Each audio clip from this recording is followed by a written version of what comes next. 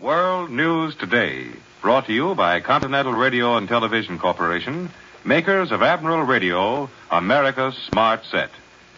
By shortwave broadcast, direct from important overseas stations, as well as the leading news centers of our own country, CBS correspondents are waiting to bring you a complete report from the world's political and battlefronts. But first, here's Doug Edwards. The North African land front is quiet, but Allied planes are hurling death and destruction on the Axis over a wide area of the Mediterranean. American Lieutenant General Spots reports that his Allied Air Force commands the skies in that battle zone. The Russians are increasing their air attacks on the eastern end of the Axis European fortress, and our own flyers have again bombed Jap targets in the North and South Pacific. Now, for our first overseas report, Admiral Radio takes you direct to CBS Algiers. Charles Collingwood reporting. This is Charles Collingwood at Allied Force Headquarters in North Africa. There's a lot of air activity going on over what's left of the Tunisian front, but not much else. This is not yet the time for large-scale ground fighting. While the land forces were patrolling the 130 miles of African front yesterday, flying fortresses were going to Palermo and Ferryville, and the medium and light bombers were ceaselessly attacking enemy communications. They hit tankers and transports and dry dock and roads and trucks and all of the targets which an airport at the peak of its performance goes after and hits. The story of yesterday's air war sounds very much like the story of any day in the last couple of weeks. Ships and roads and dry docks and a day's score in our favor, 29-8. It's all so much like yesterday or the day before that it's almost boring. But that's the stuff that air superiority is made of, and that's what you get air superiority for, so that every day you can go out and sink the enemy's ships and bomb his roads and straf his troops. That's what a good Air Force does, and what this Air Force in North Africa is doing now. While there is this period of quiet at the front, it might be well to say a word or two about what's going on behind the front. A man I know has just come over from America. He says he was surprised at what he found here. He says he thought all the political difficulties were over. It surprised him to find that they weren't. Well, of course they aren't, although it sometimes seems that they are. The politics of North Africa now are so much less deadly. No one goes around murdering other people or plotting revolutions or trying to seize power. But there still are a lot of people here who want power. Not power here in North Africa, but in France. And that makes the politics that are going on now considerably more scrupulous politics. People talk about the Constitution now and the law of 1870 this and 1870 that. But it is still politics, and it is still true that what is happening here today is going to decide what will happen in France tomorrow. For instance, General Catrou is due back from London almost any day now, and he may have something to add on the matter of a Giraud de Gaulle agreement. But this is all just conversation now. The sort of thing people say over a dinner table. Because if anything is sure, it is that all this sort of thing is waiting on the settlement of the military problem. The big thing in North Africa right now is to get the Germans out of here. Everything is waiting on that. Other operations, politics, civilian relief, all the rest of it. But right now, it's the final push that everyone is waiting for.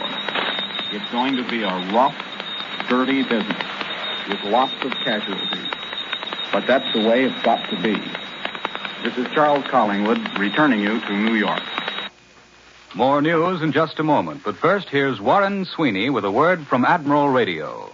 Heat generated by the tubes of a radio makes ventilation imperative. Here's a problem which Admiral engineers faced when Admiral began building radio and electronic equipment for the Army. Radios built for use in the home can be ventilated without considering the question of dust. But radios installed in tanks, jeeps, and scout cars are exposed to clouds of dirt, sandstorms on the desert, all sorts of abrasive particles that could ruin the set's efficiency within a very few minutes. A new means of ventilation had to be found for these radios, one which would keep dust out but allow air to circulate freely. It had to be found at once, not sometime in the future, and it was. Bricks of spun glass now seal the Admiral-built radio and electronic devices which may be subjected to dust, sand, or dirt. There are many problems Admiral is solving. Most of them, along with their solutions, are military secrets. But this one will serve to demonstrate how Admiral, in meeting the almost impossible requirements of war, is condensing years of research into the space of months and weeks. Many of these truly remarkable developments, now being made in producing vital communications equipment for our armed forces, will be found in the post-war radio for all of us to enjoy. More than ever, the Admiral radio of the future will be America's smart set. Now, here once again for Admiral Radio is Doug Edwards. For developments in the Pacific War Zone, Admiral Radio takes you after a brief pause to CBS Australia. George Murad reporting.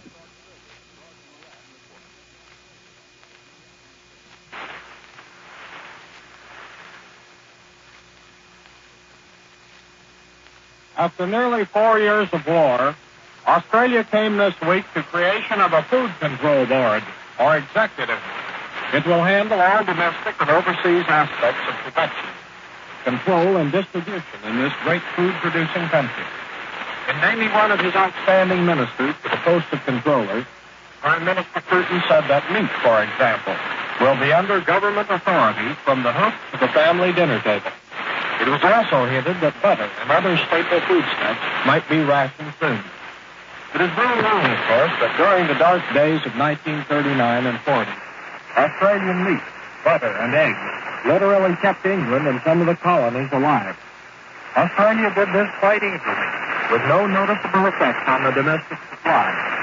But now this nation and New Zealand are charged with feeding all Allied troops in the South and Southwest Pacific. Some idea of the amount of food this involves may be gained by the recent Washington announcement that Lend-Lease to America from Australia is larger than our contribution to this country. And it takes a lot of butter and eggs to offset the cost of a bomber, for instance. It is one of the ironies of war. The greatest food-producing countries, America and Australia, have found themselves much less able to figure out food control than other countries such as England, which previously were largely dependent on imports. Here, as in America, much productive time has been lost, and it is hoped now to correct this by a careful system of surveys, production quotas, and inevitably more rationing. The Australian Board will work closely with similar organizations already functioning in New Zealand, Washington, and London. All of this control, this new pinch on the civilians, means that the American doughboy will continue to enjoy what is probably the best diet provided in any theater of war. They eat so well, in fact, that their worries are only of the folks back home. One of my officer friends religiously rewards his weekly 1 pound of coffee and sends it back to his wife in California. This is George L. Murad in Australia. I return you to CBS. This is San Francisco. You have just heard a report direct from Australia. And now for analysis of recent events and possible developments in the Pacific Theater, here is William Winter of CBS World News. Several weeks ago, Secretary Knox said the Pacific was in a state of suspended animation. Today it appears there is less suspension and more animation. The animation is of two kinds, verbal and military. Militarily, there is evidence of increased Japanese air activity in the Southwest Pacific, countered by increased Allied air activity. General Kenney said the other day that the Allies were outnumbered in the air. In point of performance, however, it appears that Allied air power has maintained consistent superiority. This may be due primarily to the superior ability of American pilots and gunners. The Japanese have been concentrating air and ground forces in various islands west of New Guinea and northwest of Australia. From this area, the enemy is in a position to move against Darwin and Cape Talbot in northwest Australia. However, there would be little of immediate strategic value for Japan to gain in northwest Australia since it's largely desert country. It's possible, then, that Japanese concentrations there may be intended as diversionary to distract Allied attention. The Allies, meanwhile, have been building up positions northeast of Australia, that is, on this side, or the east side of New Guinea, in the New Guinea peninsula of Papua and in the Solomons. An Allied offensive would clearly threaten the Japanese naval and air base of Rabaul, which is about 700 miles northwest of Guadalcanal and about 450 miles or so northeast of Buna. Due north of Rabaul is the major Japanese naval base of Truk, from which the Japanese Navy has apparently been operating in the southwest Pacific lately. If the Allies neutralize Rabaul and eventually Truk, Japan would lose her main naval base in the Southwest Pacific. Without adequate bases, of course, a fleet cannot operate successfully. On the other hand, the Japanese are in a position possibly to move to the east. Japanese leaders have often expressed their intention to cut the lifeline between the United States and Australia. They made one effort in that direction last June when they tried an invasion of Hawaii, but were defeated in the Battle off Midway. Recently, there was a Japanese air attack on the island of Canton. Not much damage was done, but the attack may be indicative of how the Japanese mind is working these days. Canton is one of the islands in the U.S.-Australian communications route, about 1,000 miles south of Hawaii and only about 800 miles east of Japanese bases in the Gilbert Islands. There's been much verbal animation concerning the Southwest Pacific. Official statements have been encouraging. President Roosevelt, after the Casablanca Conference, revealed strategic plans for offensive action in the Pacific. Secretary Stimson announced more planes are being sent to the South Pacific. Dr. Herbert Evatt, Australia's envoy to Washington, after a conference at the White House the other day, predicted good news for our side and bad news for Japan before his mission to Washington is ended. What is not known is how long Dr. Evatt plans to remain in Washington. This is William Winter in San Francisco, returning you now to CBS in New York and Doug Edwards.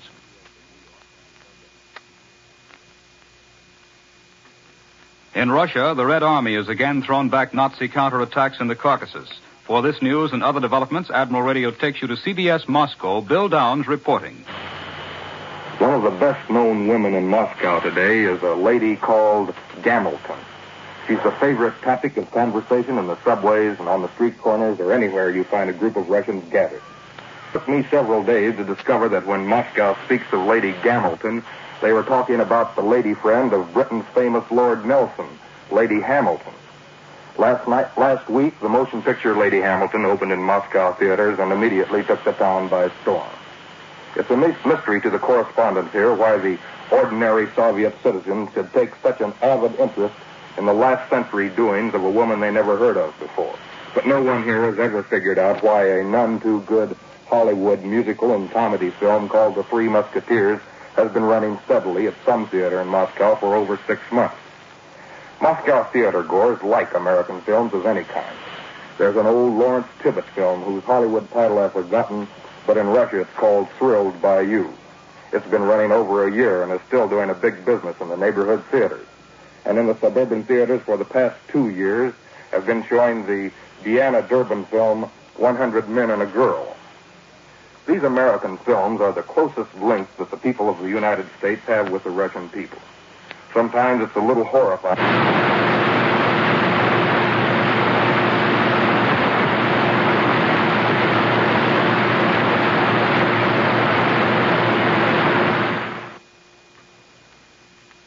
We regret that atmospheric conditions prevent our bringing you further that report from Moscow.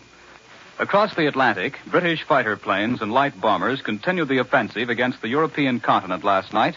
For the latest developments in this war zone, Admiral Radio takes you now to CBS London. Paul Manning reporting. Stafford Cripps spoke in Bristol this afternoon. It was the usual Sunday speech of a government leader who travels from London to a smaller city and then addresses a university audience. They were interested in post-war planning, in the feeding of Europe, and the men they would elect to Parliament after the war. But Sir Stafford Cripps pointed out, the war must first be won. The hardest fighting lies ahead in Tunisia, and after that comes the invasion of Europe, which will be a hard, difficult job, but not an impossible assignment. Cripps reiterated Churchill's statement that in the Atlantic we are doing only slightly better than holding our own. This touch of realism you find in every speech made these days by British statesmen. They want no one in Britain to forget that only hard work will win this war. But that's not easy to forget in these islands. Everyone is so close to the war here. If you live along the coast, you see British and German airplanes fighting overhead. Today, fighter planes of the Royal Air Force made sweeps across the Channel into France. During one thrust, a British formation was met by German squadrons. In the ensuing dogfight, both sides lost a plane each. And if you live inland, next to, say, a military target, sometimes you get bombed. There have been few bombs lately, of course, but the impact of the war is always there. It seems that so many families in England have lost some member either by a bullet or by capture. I know well an elderly housekeeper who writes daily to her son, a prisoner of war in Germany. When British prisoners were being manacled last October, she inquired of me if I thought this was true. What could I say? I replied that it might be, but it probably sounded much worse than it was. Maybe the Germans were only using light string, and as sort of a political gesture.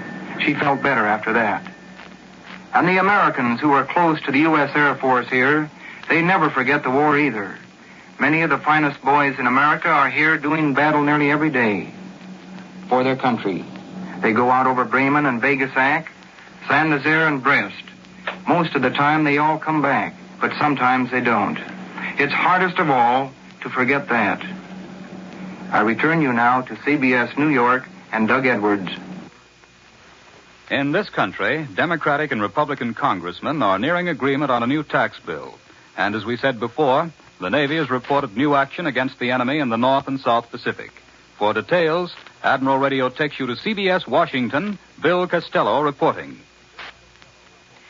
Administration leaders have dropped the deliberate and indeed almost casual manner in which they were handling the tax collection problem. There was a hasty and informal Sunday meeting this morning of key members of the House Ways and Means Committee, and it is generally believed that a new bill will be reported and passed this week, embodying both a withholding tax and at least partial cancellation of 1942 income levies. This sudden disposition to compromise, almost to the point of surrender, is being viewed here against a background of developments in the 78th Congress. The record shows Congress is not satisfied that the executive branch has done everything possible to regulate prices, rationing wages, and manpower. There are now pending at least 6 major pieces of legislation dealing with these subjects: the Pace and Bankhead bills to raise farm prices, the Kildare bill and the Austin-Wadsworth National Service Act to revise the draft on both the civil and military fronts, and proposals for a civilian supply agency, and the Truman Committee recommendations for extensive changes in the war administrative agencies. Congress has shown by the recent passage of the salary ceiling repealer and the abandonment of the Currency Devaluation Act that it will not hesitate to wipe out the president's discretionary powers, and that it has both the strength and the determination to replace them with definite statutory provisions if necessary. Besides this legislative pressure, the minority party is making skillful use of political pressure, and the Democratic side of the House, in rejecting new tax proposals, has suddenly waked up to find itself for the first time in many years on the unpopular side of an issue. The combination of all these pressures has brought forth in recent days a series of administrative orders designed to appease congressional critics. There was the president's hold the line order, the appointment of Chester Davis as food director, a new draft policy, and then last night's order virtually freezing all war workers in their present jobs. Now it appears that the political high command has decided it must yield some ground on the tax issue or face the threat of a major revolt. Committee members after this morning's meeting merely said they had reached no decision, but were hopeful and would confer again tomorrow with the Speaker and other leaders of both parties. A Navy communique this afternoon tells of a new series of damaging raids against the Japanese. 10 attacks were carried out Thursday against the enemy base at Kiska, and other heavy bombers raided Attu Island as part of the plan to blunt the Japanese spearhead aimed at Alaska. In the Solomons, 3 enemy bombers and 3 fighter planes were shot out of the sky, with a loss of 1 American fighter. And 2 enemy ships were possibly damaged in a raid on the Shortland Island area. Some damage and casualties are reported on Guadalcanal, which was attacked by 2 Japanese planes Thursday night. The Agriculture Department reports today that farmers will probably increase their production of food only 3% instead of the 7% which had been called for. As a result, it is estimated that civilians will get slightly less than expected unless the weather is better than usual. For example, there will probably be only 124 pounds of meat per person this year instead of 138, about 10% less. More food will be produced, but more will be needed for all purposes, and the average consumer may plan for a reducing diet. Now back to CBS New York and Doug Edwards. Here in our New York studio is Columbia's military analyst, Major George Fielding Elliott. This is what the Tunisian situation looks like at the moment. Though suffering heavy losses in prisoners and material, Marshal Rommel has succeeded in temporarily stabilizing a front which now forms the left flank of a semicircle of German defenses covering the approaches to Tunis and Bizerte. The right flank of this semicircle rests on the Mediterranean. The left flank, where Rommel holds it, rests on the Gulf of Gabas. This part of the German front is the weakest from the point of view of terrain, that is, this left flank. And it is here that the Germans are confronted by the strongest Allied force, the British Eighth Army. Hence, we may expect the next Allied advance to come in this sector. The American troops will probably move up on the left of the Eighth Army, and, with some of the French, will take care of the center of the Allied line. And the British First Army and more French will be still farther on the left, next to the Mediterranean. The Allied armies are superior in numbers, material, and in freedom of action. They have the initiative. They have great depth for their air power. They have room to maneuver. They can effect surprise within reasonable limits at any point. But their greatest advantage is undoubtedly their complete air superiority. The Axis now has only some 12 or 15 airfields in Africa. These must not only take care of all air transport operations, they must take care also of the fighter squadrons protecting the transport planes, and of such dive bombers as the enemy may wish to use. Neither fighters nor dive bombers can be operated efficiently over Africa from Sicilian or Sardinian bases. The distances are too great. These Axis airfields are now the targets for almost continuous attack by the planes of Major General Doolittle's Strategic Air Force. Meanwhile, offshore, Allied planes vie with Allied surface warships and submarines in the destruction of Axis shipping. Though it is interesting to note that the Axis keeps up determined, if almost hopeless, efforts to get at least a few ships across to their beleaguered troops in Africa. Today's war news from Moscow centers on increasing activity by the Russian Air Force. Red Army planes are stepping up their attacks upon East Prussia and on German airfields, communications, and troop concentrations. Meyer has bogged down most land fighting, except in the Kuban Delta on the approaches to Novorossiysk. In Hamilton, Bermuda, the British-American Refugee Conference gets underway tomorrow, and it's expected that shipping and immigration handicaps in the rescue of thousands of additional refugees from Nazi oppression in Europe will be among the foremost problems facing the delegates. Now, once again, here is Warren Sweeney with a word from our sponsor. An ounce of prevention is worth a pound of cure. That proverb might have been written especially for radio set owners, since most radio troubles can be prevented if proper precautions are taken. The ounce of prevention many Americans use is the regular twice-a-year checkup given by Admiral dealers. These checkups are made according to a procedure suggested by Admiral engineers and research technicians, a step-by-step examination which enables your Admiral dealer to locate all possible weaknesses in your radio. For instance, does your set have an annoying hum? Well, this may be the result of a circuit made defective by a faulty tube or condenser. If an Admiral dealer finds such trouble spots as he makes his regular checkup, he can correct them quickly before real harm is done. If he sees some vital part which will need a replacement in the near future, he'll order a new one immediately and, in spite of shortages, probably have it in time to keep your set in continuous operation. Only a nominal charge is made for this service. So be sure your radio lasts for the duration. Call your Admiral dealer. Ask him to check your set twice a year regularly. Your Admiral dealer is backed by the entire Admiral organization. In peacetime, the world's largest manufacturer of radio phonograph combinations with automatic record changers. If you want action against our enemies, buy war bonds. Buy at least one extra war bond every week for the next 3 weeks. Uncle Sam has got to raise $13 billion in 21 days. It must come from the pocketbooks of America. So let's go, America. An extra war bond every week for 3 weeks. We want action, and money does it. World News Today is brought to you each Sunday at this hour by Continental Radio and Television Corporation, makers of Admiral Radio, America's smart set. This is the Columbia Broadcasting System. The WBBM Air Theater, Wrigley Building, Chicago.